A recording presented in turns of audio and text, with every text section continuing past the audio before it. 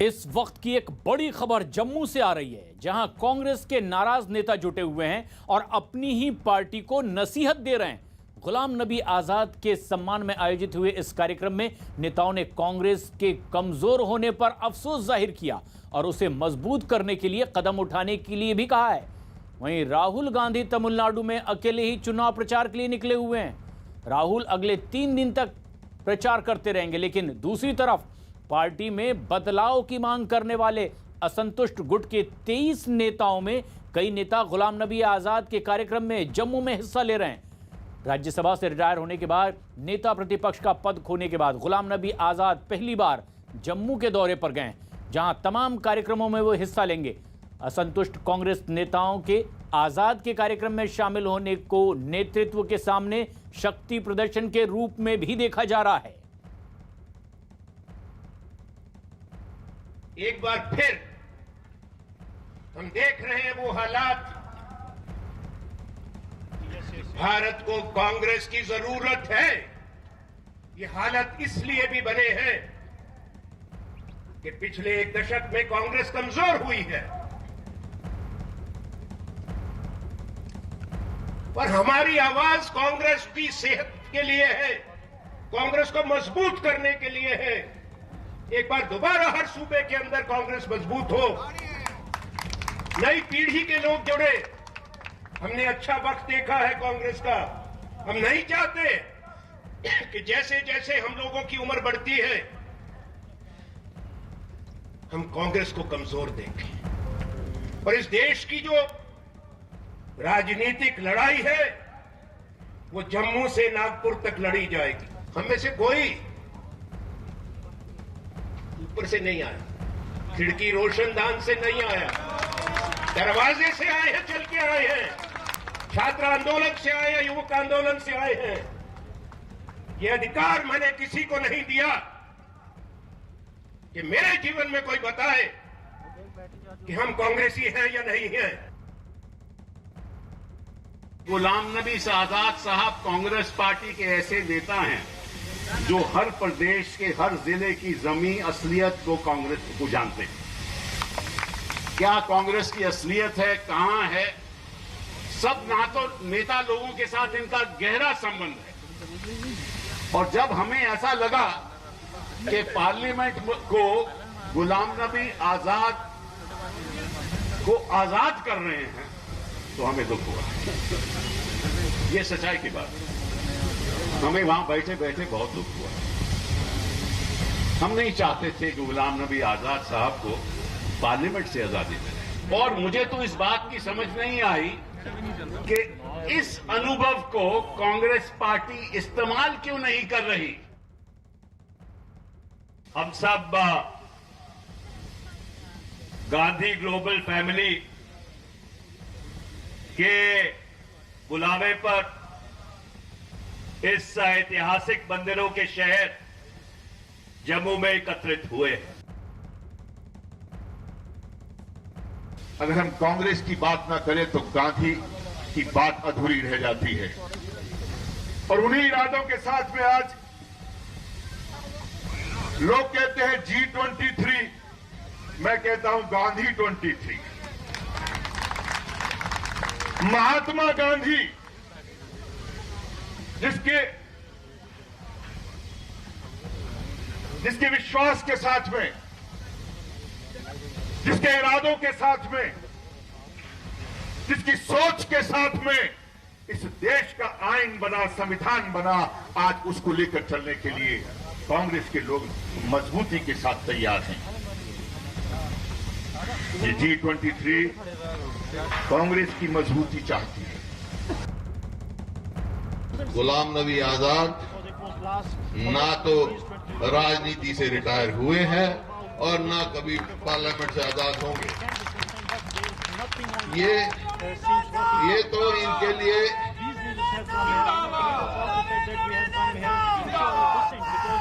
इनके लिए राजनीति में एक नया अवसर आया है आगे संघर्ष का। ये संघर्ष किया जो देखो कांग्रेस में या किसी भी दल में 2 किस्म के आदमी होते हैं।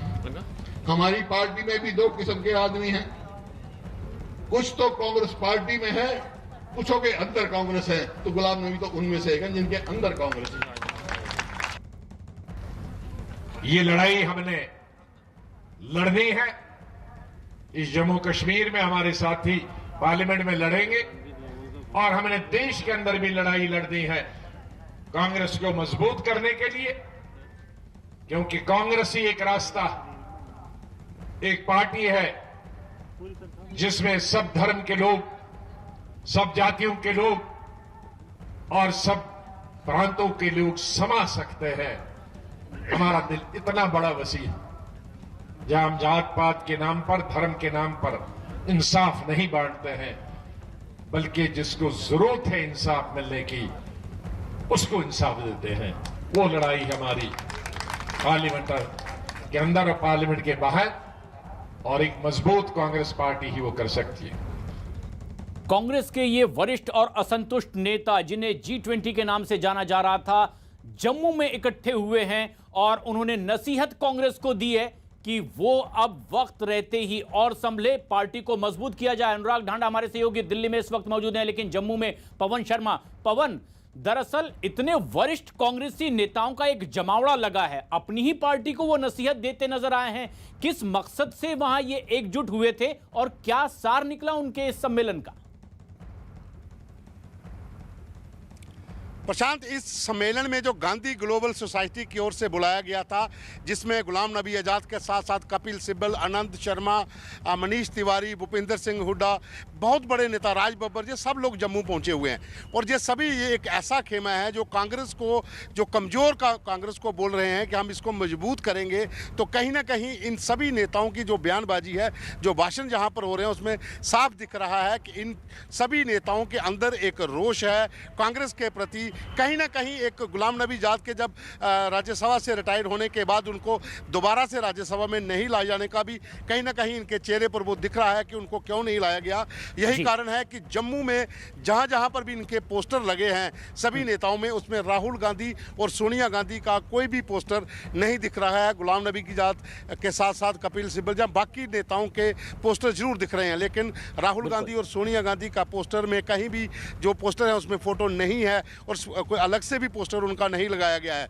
तो साफ दिख रहा है कि कहीं ना कहीं असंतोष है इन जो नेता हैं, जहां पर जो G23 जिसे गांधी 23 कहा जा रहा है, कांग्रेस की ओर से जो नेता जहां पहुंचे हैं, उनमें कहीं ना कहीं इनके चेहरों पर देखकर भी लगता है कि कहीं ना कहीं इनके अंदर एक दुख है जो कांग्रेस, और ये महसूस भी किया जा सकता है पवन कि ये G23 के नाम से जाने जाने वाले नेताओं की मौजूदगी। लेकिन बड़ा सवाल ये, और एक बड़ी खबर भी आप दे रहे हैं पवन, कि यहां ना सोनिया गांधी का पोस्टर है और ना ही राहुल गांधी का, जबकि देश के तमाम वरिष्ठ नेता कांग्रेस से जुड़े हुए यहां पर एकजुट हुए हैं। दिल्ली में अनुराग ढांडा हमारे सहयोगी इस वक्त हमसे सीधे जुड़ रहे हैं। अनुराग, जब ये बात कही जाती है कि हम दरअसल किसी खिड़की या दरवाजे से कांग्रेस में नहीं आए, हमने लंबी लड़ाई लड़ी है और अपनी जगह बनाई है, ये किसकी ओर इशारा है जब ये कह दिया जाता है कांग्रेस के वरिष्ठ नेताओं की ओर से कि पिछले दशक में कांग्रेस कमजोर हुई है? नेतृत्व किनके हाथ में था, किनके पोस्टर नहीं लगाए गए? क्या ये सीधा इशारा है? देखिए, एक शब्द में अगर आप समझना चाहें तो ये है बगावत। और उस बगावत को अगर आप अच्छे से और समझना चाहें तो दो चीज़ें मैं आपको बताऊं कि कांग्रेस में इस वक्त राहुल गांधी दक्षिण में चुनाव प्रचार अभियान पर गए हुए हैं, और जब आप पार्टी का जो सबसे बड़ा नेता जिसको आप मानते हैं राहुल गांधी, वो अगर दक्षिण में प्रचार पर गया हुआ है और वहां पर इस तरीके का बयान देते हैं कि दक्षिण भारत और उत्तर भारत के बीच में डिबेट शुरू होती है, और उसी बीच में जो नेता G23 के नेता पहले भी बागी सुर अख्तियार कर चुके हैं वो उसी बीच में उत्तर का रुख करें और सारे वही नेता वहां इकट्ठा हो जाएं, तो इसका मतलब क्या कि राहुल गांधी ने दक्षिण भारत की प्रेज की, दक्षिण भारत के वोटर्स की प्रेज की, तो उनको जवाब देने के लिए उत्तर भारत में उत्तर भारत के तमाम सीनियर कांग्रेस लीडर्स वहां पर एकजुट हो गए, एक मंच पर खड़े हो गए।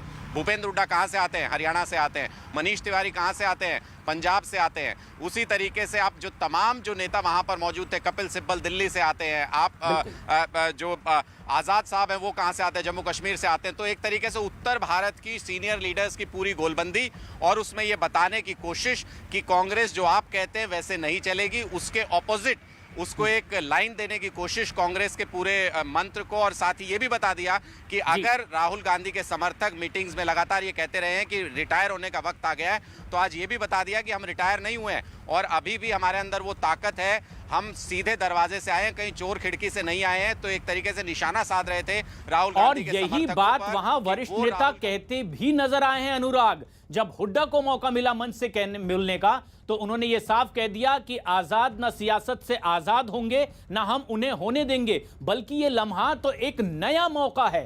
किस मौके की बात कही जा रही है जम्मू में, जब तमाम वरिष्ठ कांग्रेस के नेता मौजूद हुए? पवन, क्या इस मौके पर कोई नई रणनीति बनाने की भी कोशिश है इन तमाम बड़े नेताओं की ओर से जो कांग्रेस के असंतुष्ट नेता माने जा रहे हैं? देखिए प्रशांत, इसमें एक सबसे बड़ा सवाल ये भी है कि कांग्रेस के जो बड़े नेता, जैसे अनुराग बता रहे थे कि बात अब उत्तर भारतीय और दक्षिण भारतीय को लेकर भी बहस शुरू हो चुकी है। इस पे भी अब जो है कि जिस तरह से राहुल गांधी का बयान था कि उत्तर भारत के लोग और वहाँ के जो नेता हैं, जहाँ वोटर जहाँ पर वो MP रहे हैं, उनका वो इतने बुद्धिमान नहीं है जितने दक्षिण भारत के हैं। तो कहीं ना कहीं एक संकेत कांग्रेस के असंतुष्ट नेताओं ने दे दिया है राहुल गांधी को कि हमने उत्तर भारत में एक बड़ी सभा कर दी है, जिसके भीतर इतने बड़े टॉप के जो लीडर थे कांग्रेस के, वो यहाँ पर पहुंचे हुए हैं और यहाँ पर आपका और सोनिया गांधी का फोटो तक नहीं लगाया गया है मंच के ऊपर। और जितनी भी बयानबाजी वहाँ पर, भाषण जो हुए हैं, जो वक्ता वहाँ पर बोले हैं, किसी ने भी राहुल गांधी और सोनिया गांधी का जिक्र तक नहीं किया है। सिर्फ गुलाम नबी आज़ाद के कसीदे पढ़े गए और साथ में ये कहा गया कि जो कांग्रेस कमज़ोर हो रही है, कांग्रेस का जो नेतृत्व है, हालांकि इशारों में उन्होंने कह दिया है कि कांग्रेस कमज़ोर जो हो रही है वो कुछ लोगों की वजह से हो रही है, क्योंकि हम सीनियर नेता हैं, हम खिड़की दरवाजे से नहीं आए हैं, हम लोग मेहनत करके यहाँ तक पहुँचे और कांग्रेस को सींच कर यहाँ तक लाए हैं। तो हमारी वजह से ही कांग्रेस है। कहीं ना कहीं ये संकेत आज जो हाईकमान है उसको पहुँच गया होगा कि इतने बड़े नेता उत्तर भारत के जम्मू कश्मीर में पहुँचकर एक रैली में आप सबको जो एक मैसेज दे रहे हैं कि हमारी वजह से कांग्रेस है, आप भी हमारे साथ थे। बिल्कुल। और ये एक बड़ी खबर भी है कि भले ही दक्षिण भारत के दौरे पर हैं राहुल गांधी, लेकिन उत्तर में उनकी ही पार्टी के वरिष्ठ नेता एक तरह से बागी बिगुल फूंकते हुए नजर आ रहे हैं। और ये दो तस्वीरें हमारे दर्शक इस वक्त देख सकते हैं। दक्षिण में राहुल गांधी अकेले निकले हुए हैं पार्टी का प्रचार करने, लेकिन पार्टी की कमान जिन मजबूत कंधों पर वरिष्ठ नेताओं की थी, वो उत्तर में जम्मू में इकट्ठे हुए हैं और नसीहत पार्टी को दे रहे हैं कि काफी कमजोर हुई है पार्टी, अब वक्त रहते सजग होने की जरूरत है। अनुराग ढांडा हमारे सहयोगी लगातार हमारे साथ बने हुए हैं। अनुराग, ये तो वो तमाम कांग्रेस के वरिष्ठ नेता हैं जो मंत्रिमंडल में बड़े मंत्री रहे हैं, कांग्रेस की जिम्मेदारियां इन्होंने संभाली है। इनकी नाराजगी को क्या कांग्रेस इस वक्त गंभीरता से लेती भी नहीं दिखाई दे रही, जबकि वो साफ संकेत अब जम्मू में देने लगे हैं?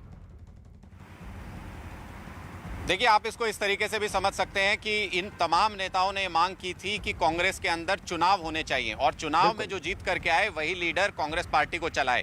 तो अब वो चुनाव टाल दिए गए हैं मई तक। इन विधानसभा चुनावों के बाद वो चुनाव होने हैं। और अगर ये सारे नेता एकजुट होकर के ये कहते हैं कि गुलाम नबी आज़ाद के एक्सपीरियंस का इस्तेमाल क्यों नहीं करती है पार्टी, हम सब उनके साथ खड़े हैं, उनके एक्सपीरियंस का इस्तेमाल करना चाहिए, तो एक तरीके से पैरेलल लीडरशिप क्रिएट करने की कोशिश हो रही है। कोई बड़ी बात नहीं है कि जब चुनाव होंगे कांग्रेस अध्यक्ष के लिए, तो गुलाम नबी आज़ाद उसमें एक बड़े चेहरे के तौर पर इस G23 ग्रुप की तरफ से उनको आगे किया जाए, उनको रिप्रेजेंटेशन के लिए लाया जाए और एक चुनाव हो कांग्रेस पार्टी में, जिसको कि पिछले बहुत सारे सालों से अगर देखें तो लगभग 2 दशक से चुनाव अवॉइड लगातार होता रहा है और गांधी फैमिली से ही कोई अध्यक्ष चुना जाता है। तो एक चुनाव जिसकी तरफ ये तमाम लोग मांग कर रहे थे, ये जो आज जिस तरीके की गोलबंदी हुई है वो इशारा इस बात की तरफ करती है कि अब आगे की स्ट्रेटेजी तैयार करनी शुरू कर दी है इन लोगों ने। जहां राहुल गांधी विधानसभा चुनावों पर जोर लगाए हुए हैं, ये तमाम नेता पार्टी के अंदर, कांग्रेस के अंदर चुनाव पर जोर लगाए हुए हैं। अब ये सबसे अहम बात भी है कि राहुल गांधी अकेले पार्टी का प्रचार करने के लिए दक्षिण का रुख करते हैं, तो कांग्रेस के वो नेता जो असंतुष्ट हैं वो एकजुट हो गए हैं जम्मू में और सीधे सीधे नसीहत दे रहे हैं कांग्रेस नेतृत्व को। तो एक और अलाकमान की अनदेखी से नाराज कांग्रेस के दिग्गज नेताओं ने जम्मू में गुलाम नबी आजाद की अगुवाई में शक्ति प्रदर्शन किया है। वहीं केरल और तमिलनाडु में अकेले मोर्चे पर डटे हुए हैं राहुल गांधी। 5 राज्यों के चुनाव से पहले एक बार फिर ईवीएम पर उन्होंने सवाल खड़े किए। राहुल गांधी ने आशंका जताई कि ईवीएम में कुछ गड़बड़ियां जरूर है, इसीलिए चुनाव आयोग उसे देखने की इजाजत नहीं देता। राहुल गांधी ने कहा कि ईवीएम पारदर्शी होना चाहिए। Can be the election commission saying, okay, political parties are having doubts about these machines. We will give them full access to the machines, to look at the machines, to study the machines, and we will allow random checking of machines by neutral observers. That they don't allow. Then it makes me wonder. Then I start to ask the question, why are they not making this machine transparent? Rahul Gandhi का ये एक नया सुर है। अनुराग Dana हमारे साथ लगातार बने हुए हैं। अनुराग, जब कांग्रेस के नेताओं की आवाज देश की जनता सुन रही होगी, राहुल गांधी ईवीएम मशीन की बात करते हैं और कांग्रेस के वरिष्ठ नेता कहते हैं कि वक्त है, हमें सुधर जाना चाहिए, हम बहुत कमजोर हो चुके हैं। किनका सुर किस तरीके से सुरीला और बेसुरा मान रही होगी जनता इस वक्त? देखिए, दोनों बिल्कुल ऑपोजिट बातें हैं। मैं वही कह रहा हूं कि राहुल गांधी जब अकेले चुनाव प्रचार में वहां पर गए हुए हैं, उनके साथ ये कह सकते हैं कि उनकी टीम के जो यंग लीडर्स हैं वो वहां पर चुनाव प्रचार कर रहे हैं, तो ये पूरे के पूरे जो सीनियर लीडरशिप है वो एक जगह पर गोलबंदी करती है। और अगर दक्षिण भारत में राहुल गांधी है तो उत्तर भारत में जाकर के ये तमाम लोग गोलबंदी कर रहे हैं। तो निश्चित तौर पर इस बीच में राहुल गांधी का ये बयान कि ईवीएम ट्रांसपेरेंट होना चाहिए, ईवीएम का प्रोसेस, हमें चुनाव आयोग बुलाता नहीं है, दिखाता नहीं है, ये सब एक तरीके से चुनाव में उतरने से पहले आपकी कमजोरी है। और इसमें कोई दो राय नहीं है कि जो वोटर है वो इसको कमजोरी की नजर से देखेगा कि कांग्रेस पार्टी की कमजोरी झलक रही है। वो पहले ही चुनाव से पहले ही ईवीएम की बात करने लगे। या तो एक सस्टेन्ड कैंपेन चलाए कांग्रेस, कभी ईवीएम को लेकर के रुख बदलता है कांग्रेस का, कभी वापस शिकायत पर आ जाते हैं। चुनाव आयोग ने सब पार्टियों को बुलाया था, रिप्रेजेंटेशन मांगा था और उनसे कहा था कि अगर आप कोई एक तरीके से डेमो दे सकते हैं हमको तो वो भी दे करके दिखाइए। लेकिन उस वक्त कांग्रेस पार्टी का रुख बदल गया था जब चुनाव आयोग ने ये बुलाया था और अब फिर से उसी बात पर आ गए हैं राहुल गांधी। तो या तो एक सस्टेन्ड कैंपेन हो तब ये माना जाए कि ईवीएम पर बिलीव ही नहीं करती है कांग्रेस पार्टी। जब कांग्रेस जीतती है, 3 स्टेट में विधानसभा चुनाव जीती, तब ईवीएम का सवाल नहीं उठाता। ऐसे में वोटिंग से पहले अगर आप ईवीएम की बात करते हैं तो निश्चित तौर पर वो आपकी लीडरशिप की, आपकी पार्टी की कमजोरी को दिखाता है। और ये कमजोरी जाहिर होती हुई जबकि ईवीएम की बात अब राहुल गांधी करने लगे, उनके अपने नेता बागी सुर अख्तियार किए हुए हैं। लेकिन एक बड़ी खबर इस वक्त आ रही है पश्चिम बंगाल से, जहां तारीखों का ऐलान होते ही अब पोस्टर वॉर छिड़ गया है। ममता बनर्जी की तस्वीर के साथ दरअसल बीजेपी ने अपनी पार्टी की कुछ महिला नेताओं की तस्वीर पोस्टर के जरिए जारी की है और सीधे कह दिया है कि बंगाल को बेटी चाहिए, बुआ नहीं। इससे पहले टीएमसी ने नारा दिया था, बंगाल को चाहिए अपनी बेटी। इस नए नारे के साथ ममता बनर्जी और उनकी पार्टी चुनावी मैदान में है। तो पलटवार में बीजेपी ने यह पोस्टर जारी कर दिया जिसमें ममता बनर्जी की तस्वीर से तुलना उनकी पार्टी की कई महिला नेताओं से की गई है और लिख दिया गया है कि बंगाल को दरअसल बेटी चाहिए, बुआ नहीं। 5 राज्यों में चुनाव के ऐलान के बाद पश्चिम बंगाल में कुछ लोगों ने तो रात के अंधेरे में बीजेपी दफ्तर में जमकर हंगामा किया, तोड़फोड़ की है। कोलकाता के फूलबागान इलाके में इन लोगों ने बीजेपी के दफ्तर में घुसकर तोड़फोड़ की। रात के अंधेरे में बीजेपी दफ्तर में घुसे इन लोगों ने वहां खड़ी गाड़ियों के शीशे तोड़ दिए। चुनाव प्रचार के लिए बीजेपी ऑफिस में खड़ी गाड़ियों में इन लोगों ने जमकर तोड़फोड़ की है और फिर उसके बाद आराम से वहां से निकल गए। इस हमले का वीडियो भी सामने आया है जिसमें तोड़फोड़ करते हुए कुछ लोग पुलिस से भी बेखौफ दिखाई दे रहे हैं। इन लोगों ने वहां जमकर तोड़फोड़ की, काफी देर तक ऑफिस के अंदर ही टहलते नजर आए और तोड़फोड़ करने के बाद वहां से भी निकल गए।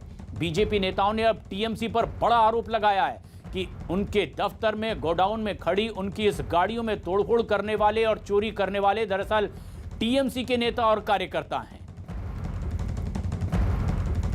बीजेपी ने आरोप लगाया कि टीएमसी के कार्यकर्ताओं ने गोदाम में घुस करके प्रचार रथों को तोड़ दिया है, कीमती सामान चुरा लिया है। बताया गया कि बीजेपी की चुनावी वैन पार्टी दफ्तर में खड़ी हुई थी और तभी कुछ लोग अचानक वहां हमला करने पहुंच गए। चुनावी वैन में लगे एलईडी भी तोड़ दिए गए। इतना ही नहीं, हंगामा कर रहे लोगों ने वैन के शीशे भी तोड़ दिए। बंगाल में 8 चरणों में मतदान होना है, लेकिन उससे पहले बीजेपी और टीएमसी के बीच इस तरह की जुबानी जंग तेज हो गई है और इस तरह की हिंसक घटनाएं भी। जब विपक्ष के पास कोई राजनीति नहीं रहता है, पेड़ के नीचे से सारे के सारे जमीन फिसल जाते हैं, तब लोग वही करते हैं। तृणमूल के पास कोई राजनीति नहीं है, राजनीतिक भाषा नहीं है। अभी जो दूत बनाया ना, पढ़ाए पढ़ाए सरकार का बाद पढ़ाए पढ़ाए दूत हुआ ना, तो ये दूत लोग दिन के उजाले में तो लोगों को फेस नहीं कर पाते, जो रात के अंधेरे में आकर के एक गरीब ड्राइवर को मारे, सारे के सारे लैपटॉप लेके चले गए, सेलफोन जो था वो ले लिया, विंडस्क्रीन तोड़ दिया, एलईडी स्क्रीन जो था उसको तोड़ दिया। तो ये तृणमूल का रवैया रहा। बीजेपी नेता समीक भट्टाचार्य ने टीएमसी कार्यकर्ताओं पर तोड़फोड़ के अलावा गाड़ियों से लैपटॉप चोरी करने का भी आरोप लगाया और पुलिस से कार्रवाई की मांग की। जब विपक्ष के पास कोई राजनीति नहीं रहता है, पैड़ के नीचे से सारे के सारे जमीन फिसल जाते हैं, तब लोग वही करते हैं। तृणमूल के पास कोई राजनीति नहीं है, राजनीतिक भाषा नहीं है। अभी जो दूत बनाया ना, पढ़ाए पढ़ाए सरकार का बाद पढ़ाए पढ़ाए दूत हुआ ना, तो ये दूत लोग दिन के उजाले में तो लोगों को फेस नहीं कर पाते, जो रात के अंधेरे में आकर के एक गरीब ड्राइवर को मारे, सारे के सारे लैपटॉप लेके चले गए, सेलफोन जो था वो ले लिया, विंडस्क्रीन तोड़ दिया, एलईडी स्क्रीन जो था उसको तोड़ दिया। तो ये तृणमूल का रवैया रहा। बीजेपी दफ्तर में हुए हमले के बाद कैलाश विजयवर्गीय ने भी ट्वीट किया और इस हमले की निंदा की है। उन्होंने ट्वीट करते हुए लिखा, चुनाव आयोग ने बंगाल चुनाव तिथि की घोषणा की और टीएमसी के गुंडों ने बिना डर के रात 11 बजे बीजेपी के काड़पारा गोदाम में घुस करके एलईडी गाड़ियां तोड़ी और एलईडी भी खोल कर ले गए। शायद गुंडों ने चुनाव आयोग को चुनौती दी है। तो बीजेपी नेता अमित मालवीय ने भी कोलकाता में बीजेपी के दफ्तर में हुए इस हमले का एक वीडियो ट्वीट किया है और टीएमसी पर इस बहाने जमकर हमला बोला है। उन्होंने ट्वीट किया और लिखा, टीएमसी के लोगों ने गोदाम में खड़े बीजेपी के रथों को तोड़ दिया, रथों को नुकसान पहुंचाया और एलईडी चुरा ली। टीएमसी की इस तरह की चुनावी हिंसा से चुनाव आयोग के लिए भी चुनावों को करवाना काफी चुनौतीपूर्ण होगा। पश्चिम बंगाल के लोग इसका जवाब देंगे। अमित मालवीय का भी टीएमसी पर हमला।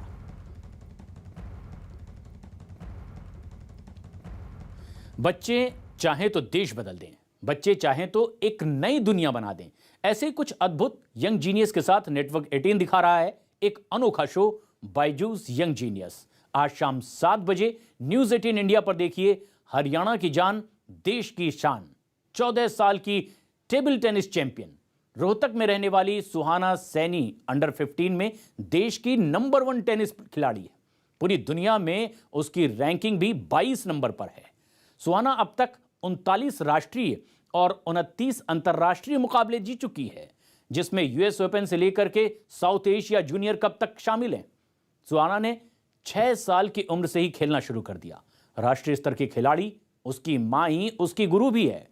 सुहाना कई बार चीन या जापान के खिलाड़ियों को भी हरा चुकी है और अब ओलंपिक्स में गोल्ड लाने का उसका सपना है। आज शाम 7 बजे न्यूज 18 इंडिया पर मिलिए इस विलक्षण बच्ची से। जरूर देखिए बायजूस यंग जीनियस।